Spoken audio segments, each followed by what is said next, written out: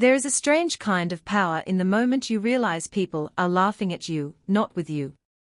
At first, it stings in ways you don't even know how to describe.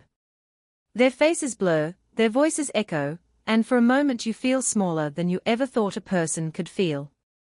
That was the place I found myself in, surrounded by people who thought my pain was a performance put on for their amusement. They didn't see a human being standing in front of them, they saw a target, an easy punchline they could toss around to make themselves feel taller. Their laughter rolled over me in waves, each one hitting harder than the last, carving deeper marks inside me. But what they didn't know was that each of those marks was shaping something new within me, something they would never recognize until it was too late. I remember standing there, feeling the air around me shift with every joke they cracked at my expense. Something inside me stayed quiet, not because I didn't know what to say, but because I had begun to realize that their laughter revealed more about them than it ever could about me. Instead of reacting, instead of breaking down, I watched them. I studied the way their eyes sparkled with cruelty, the way they relied on each other's approval to keep laughing, the way their confidence depended entirely on having someone to look down on. That observation became my first step toward understanding that I didn't have to fight them in the moment, because the moment itself was reshaping me. Silence became a shield before it ever became a weapon. I let every insult fall into it, absorbed but not forgotten. Each one settled into a place deep inside me, a place where pain didn't fester, it fueled. Their laughter began to sound different after a while. It didn't pierce me the way it used to. Instead, it started sounding hollow, like the desperate noise people make when they are afraid to look at their own flaws. They weren't laughing at my pain, they were laughing to hide their own emptiness. That realization alone shifted something in me. I stopped seeing myself as the victim in their jokes and started seeing myself as the quiet witness to their insecurity. And slowly, that understanding crafted a sense of determination in me I hadn't known I was capable of. I didn't shout back. I didn't defend myself. I didn't give them the reaction they wanted because part of me knew that reacting would only feed their desire to see me crumble. Instead, I chose to stand still. I chose to hold on to every moment of humiliation not as evidence of my weakness, but as material for a strength they couldn't imagine. When people laugh at you, they expect you to either collapse or lash out. They never expect you to listen, to observe, to let their mockery become a map guiding you toward your transformation. That became my secret advantage. While they thought they were tearing me apart, all they were doing was building the version of me that would one day rise in ways they weren't prepared to handle. Their laughter pushed me to ask questions I had never asked before. Why did their opinions matter? Why did their words have so much power? Why was I allowing people who contributed nothing to my life shape the way I saw myself? The answers were painful, but they were necessary. I realized that the only reason their laughter hurt was because I had given them permission to define my worth. Once I took that permission back, their cruelty lost its teeth. That's when my silence changed.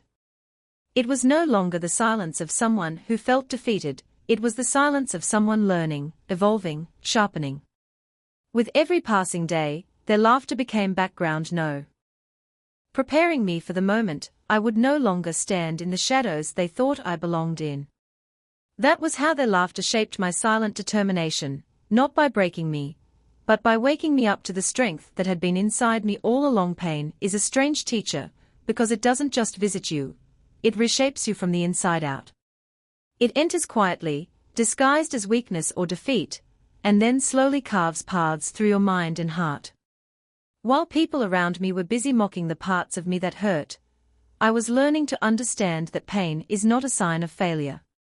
It is a sign of being alive, of being human, of having something worth fighting for. What they saw as something pathetic was actually becoming the most powerful force shaping my identity.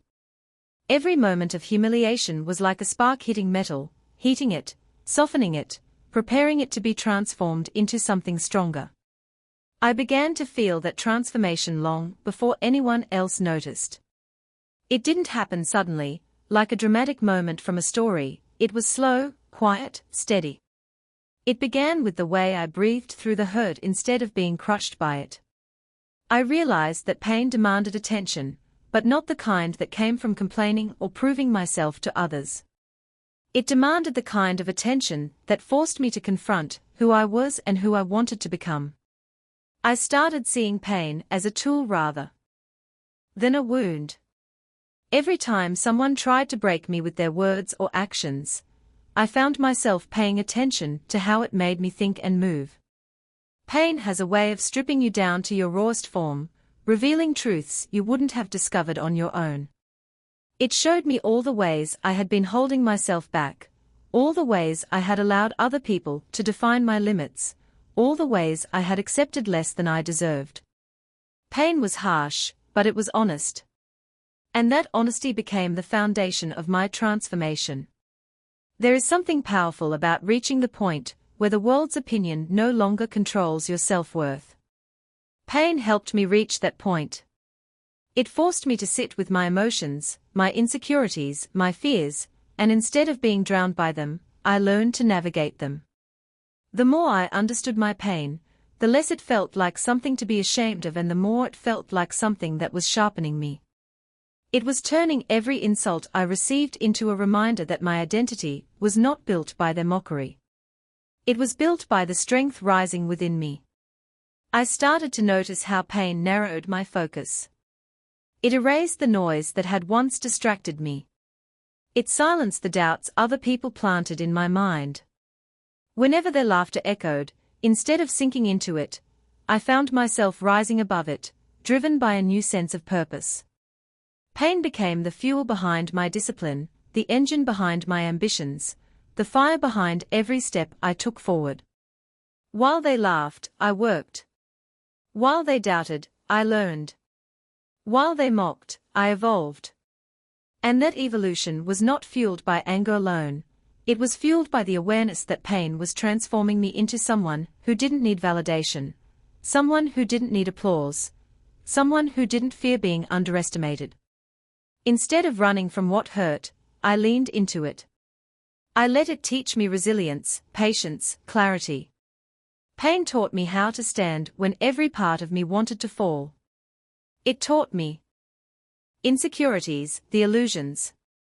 Once those pieces break away, what remains is a stronger version of you, one that cannot be shaken by the same things that once tore you down.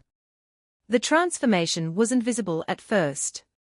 On the outside, I still looked like the same person they laughed at.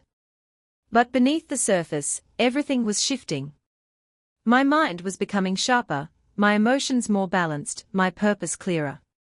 I no longer reacted to their cruelty because pain had already taught me something more valuable than revenge, patience. It taught me to trust the process of becoming someone stronger. It taught me that the version of me being shaped in silence would one day speak louder than their mockery ever could. Slowly, I began to appreciate my pain. Not because it felt good, but because it gave me a depth, a maturity, and a fire that comfort never could. People who live easy lives rarely develop the kind of strength that comes from enduring difficulty. My pain was sculpting a strength they would never understand. They laughed because they thought pain weakened me, but in reality, it was turning me into someone they wouldn't recognize, someone they couldn't intimidate, someone they would eventually fear. Pain became my turning point, my quiet revolution, the force that transformed me from who I was into who I was meant to become. There comes a moment in every person's life when the weight of everything they've absorbed begins to overflow. For the longest time, I allowed every insult, every dismissal, every act of disrespect to settle inside me like stones collecting at the bottom of a river. At first, I told myself it was strength to remain calm, to stay quiet, to avoid reacting. But there is a difference between silence that protects you and silence that suffocates you.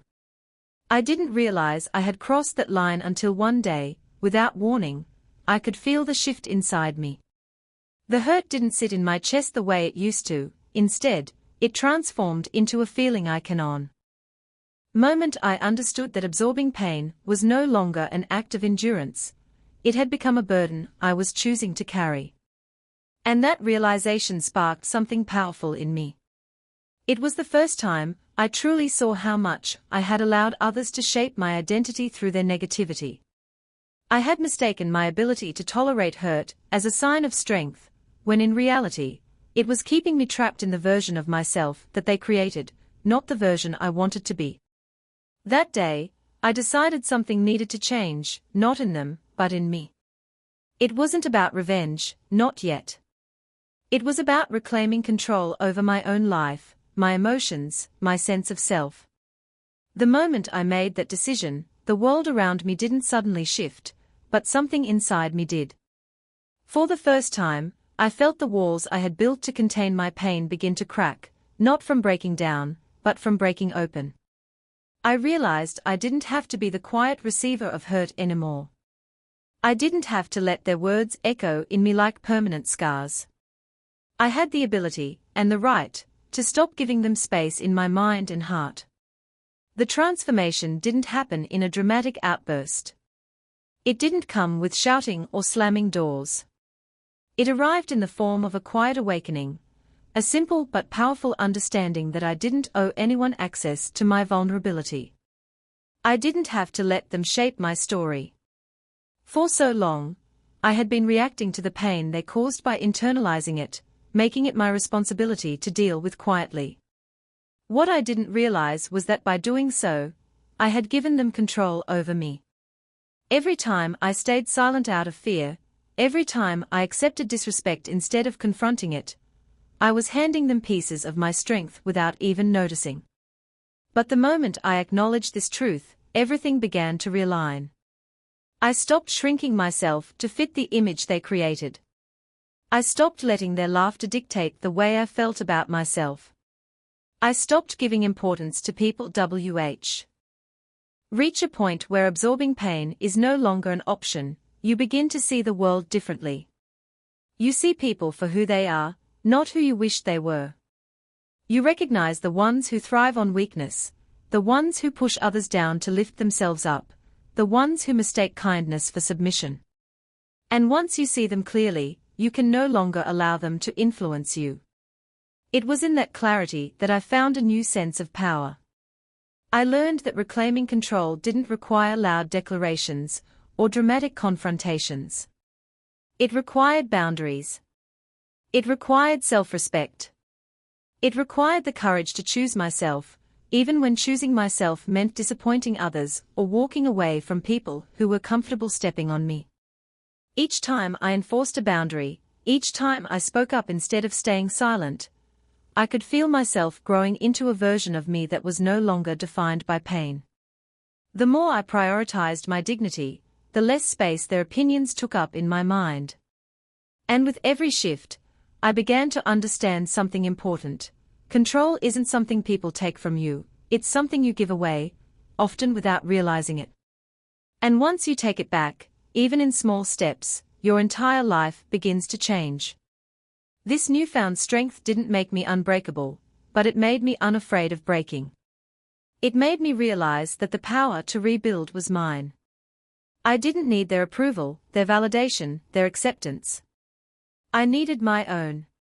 When I finally stopped absorbing hurt and started reclaiming control, I felt something I hadn't felt in years: freedom. Freedom from their judgment, freedom from their mockery, freedom from the chains I had unknowingly wrapped around myself just to keep the peace. And in that freedom, I discovered a version of myself that had been waiting quietly beneath all the pain, ready to rise once I stopped letting others decide the shape of my life. Silence is a weapon most people underestimate. In a world that rewards noise, attention, and reaction, choosing to remain quiet can feel unnatural, even cowardly. But silence is not about weakness, it is about control. It is about knowing that the moment you respond to every jab, every insult, every slight, you are giving away the power that should belong only to you. For a long time, I struggled to understand this.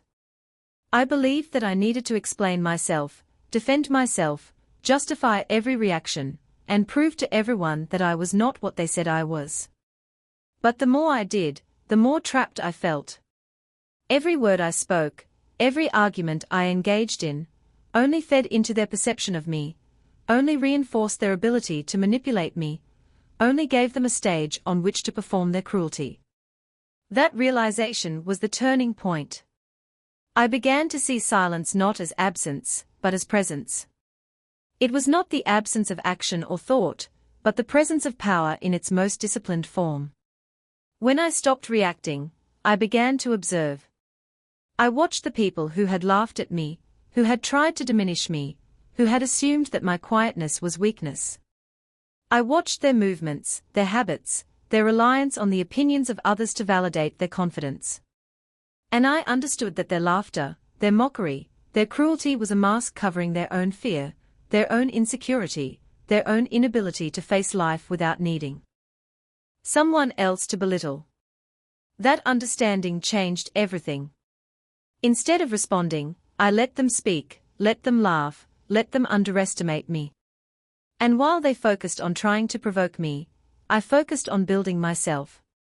Silence gave me space to think, space to strategize, space to become more than they could imagine.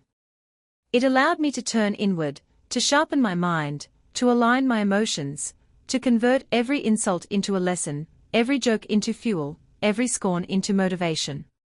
There is a power in calm observation that reaction can never match. When you are silent, you are not absent, you are aware, calculating, preparing. And when they least expect it, that power reveals itself in ways they never anticipated. I discovered that silence unsettles people in ways loud words never could. It forces them to confront the fact that they do not control you, that you are not performing for them, that your inner world is inaccessible to their judgment. The more I embraced silence, the more I noticed subtle shifts around me. People who once laughed now hesitated. People who once ridiculed now watched, unsure of how to interact with someone who refused to play the game they had been so confident in winning. Silence became a mirror, reflecting back to them the emptiness of their own cruelty. And in that reflection, I realized that I was no longer their victim. I was the observer, the strategist, the force they had never accounted for. Silence is not passive. It is deliberate. It is a choice that requires discipline, patience, and courage. In a society that constantly pushes for instant reaction, for validation through words and attention, choosing silence is an act of rebellion. It is an act of self-preservation. It is an act of preparation. By remaining silent, I discovered that I could control my energy, my emotions, my decisions. I could focus on what truly mattered, rather than being pulled into battles that served no purpose other than to satisfy the egos of others. Eve. Person I wanted to become. I began to understand that the quiet moments, the unspoken observations, the patient listening were not voids in my life, they were opportunities. Opportunities to learn, to grow, to plan, to prepare for the day when my presence would be undeniable, when my strength would be visible, when my silence would have done its work and the results would speak louder than any words could. I started noticing how much power comes from restraint. How much strength comes from choosing when and where to respond, rather than letting impulse dictate action. How much influence comes from allowing others to underestimate you, to misread your intentions, to assume that your quietness is submission. Every time I remained silent instead of reacting, I reclaimed a piece of myself that had been lost to fear or insecurity. Every time I observed rather than engaged, I strengthened my position in ways they could not anticipate. Every time I chose calm over chaos, patience over impulse, strategy over emotion, I transformed my experiences into preparation. Silence became not just a tactic, but a philosophy. It taught me the value of timing, the importance of restraint, the way in which power grows quietly, steadily, invisibly, until it is undeniable. I realized that while people often fear confrontation, they underestimate the strength that comes from holding oneself steady, from remaining composed, from refusing to be drawn into the drama others create. The more I embraced silence, the more I recognized it as my weapon, my shield, my advantage, my way of turning their underestimation into my opportunity, my path to transformation, my edge over those who thought they had already won. Being underestimated is a peculiar kind of insult because it carries within it both humiliation and opportunity. For years, I was counted out, dismissed, written off before I had even spoken. People made assumptions about me based on appearances, on moments of vulnerability, on mistakes they thought defined me permanently. They treated me as though my potential was limited, as though my voice would never matter, as though my actions would never leave an impact. At first, it was painful. Every dismissal felt like a cut, every skeptical glance like a mark on my worth. I questioned myself. I wondered if perhaps they were right, if perhaps I was smaller, weaker, less capable than I had believed. But over time, the sting of being underestimated evolved into a kind of fuel. I began to see that when people assume you are incapable, they are inadvertently giving you the greatest advantage imaginable, the element of surprise. I realized that their underestimation was not just a slight, it was an opportunity to grow in ways they could never predict, to plan quietly while they laughed, to rise while they watched without recognition, to prepare a version of myself that would surpass every expectation, theirs and even my own. The shift did not happen all at once. It came slowly, piece by piece, moment by moment. I began by observing the way they treated me, noticing patterns in their assumptions and underestimations. I saw who relied on my perceived weakness to make themselves feel superior. I noticed who dismissed my ideas, my contributions, my presence, and I understood that their disregard was based not on truth, but on their convenience. That understanding was crucial, because it allowed me to stop internalizing their judgments. When people underestimate you, they give you a cloak of invisibility. You are no longer a threat to them, you are beneath their notice. And beneath that notice, you have the space to grow, to plan, to learn, to strengthen every aspect of yourself that they will later be forced to recognize. I began to cultivate skills, knowledge, resilience, and confidence in silence, in obscurity, away from their eyes. Every step I took, every effort I made, was building a version of myself that would exceed every expectation they had set. I realized that being underestimated requires patience, because those who doubt you are often persistent, and the moment of revelation cannot be rushed. It requires strategy, because surprise is only effective when carefully timed. It requires belief, because you are often the only person who sees the full scope of what you can become while others remain blind. Slowly, their underestimation became my greatest teacher.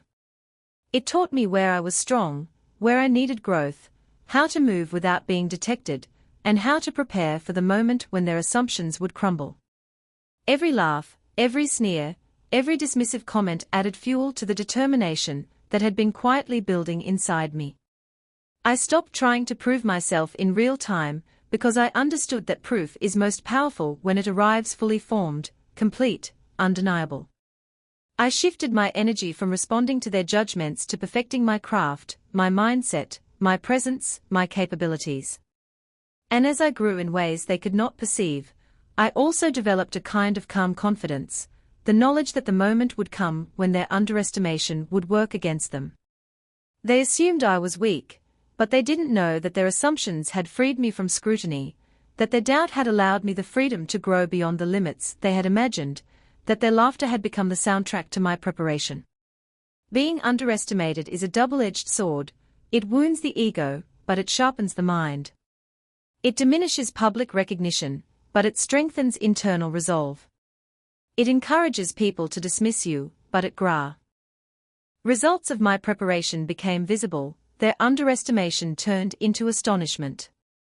The same people who had ignored me, laughed at me, doubted me, were now faced with the undeniable truth that the version of me they had dismissed was stronger, smarter, more resilient, and more capable than they had ever imagined.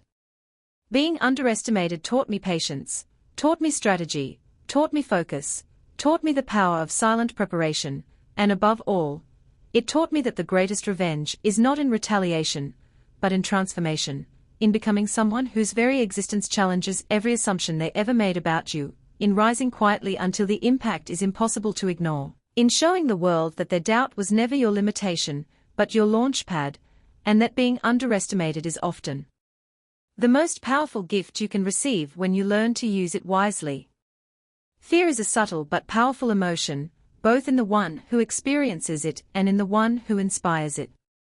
Most people think fear is something to avoid or something that only affects the weak, but in reality, fear is a natural response to recognizing power in others. I discovered this truth not in a classroom, not in a book, but in the quiet moments after people had laughed at me, dismissed me, and assumed I would never rise. At first, I didn't notice it. I was focused on enduring the ridicule, on surviving the moments when others tried to make me feel small, on maintaining composure while they exerted their dominance through mockery and belittlement. But over time, I began to sense something shifting, a subtle change in the way they looked at me, a hesitation in their tone, a pause in their laughter. Fear doesn't arrive loudly, it creeps in quietly, almost imperceptibly, until it becomes undeniable. And the fear I began to notice was directed not at their enemies or rivals, but at me, the person they had once assumed was powerless. I realized that fear is often born not from physical strength. Admit it or not. When they began to hesitate, when their smiles faltered, when their laughter no longer carried the same confidence, I understood that I had crossed a threshold. The person they had underestimated, mocked, and laughed at had become someone they now measured, someone they now approached with caution, someone they now recognized as a force rather than a target. This transformation did not happen overnight. It was the culmination of years of endurance, observation, self-improvement, and quiet strategy. Every insult they threw, every act of dismissal, every attempt to belittle me had been absorbed and converted into lessons, into resilience, into insight. The fear they felt was not accidental, it was the natural consequence of realizing that I had grown beyond their expectations, beyond their control, beyond the limitations they had imposed. I began to understand that inspiring fear is not about intimidation or aggression, it is about mastery over oneself and one's circumstances. It is about becoming someone whose actions are deliberate, whose mind is sharp, whose presence is undeniable. It is about turning every challenge, every slight, every hardship into an advantage that others cannot comprehend until it is too late. There is a distinct difference between being feared because of power alone and being feared because of preparation, intelligence, and resilience. The first is fleeting, dependent on displays or threats. The second is enduring, rooted in the certainty that the person standing before you is unshakable, unyielding, and unstoppable in ways that are invisible until revealed. I began to notice that their fear grew with every display of calm confidence, every moment of patience, every instance in which I refused to react impulsively. They had anticipated anger, weakness, chaos, or desperation, and when none of these appeared, when instead they faced someone grounded, composed, and deliberate, the fear took root. It was subtle at first, a hesitating